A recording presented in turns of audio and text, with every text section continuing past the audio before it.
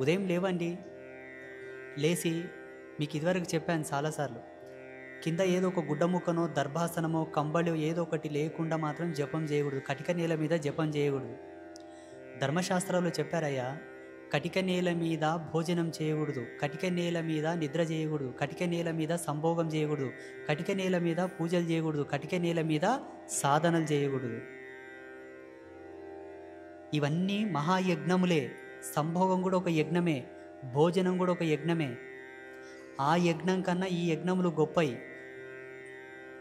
ఇప్పుడు వచ్చిండ్రయ్యే ఈ దేవతలందరూ ఆది మధ్యాంతర సమయంలో రతీదేవత అని ఉండే. రతీదేవత అని ఒక దేవతనే. సమస్త దేవతలు ఆవిడని ఉపాసించారు. ఇప్పుడు వచ్చిండ్రా ఈ మధ్యలో ఈ దేవతలందరూ మూల దేవతలను ఎవరు కొలుస్తున్నారు? వారాహి అంటే ఏమనుకున్నారు? వారాహి, శ్యామల, మాతంగి, ఈ దశమహావిద్యలు వీళ్ళందరూ బ్రహ్మాండ ఆవర్తనం కన్నా ముందు నుంచి వచ్చిన వాళ్ళయ్యా. ఇప్పుడు ట్రెడిషనల్గా కొత్త కొత్త దేవతలు వచ్చారు.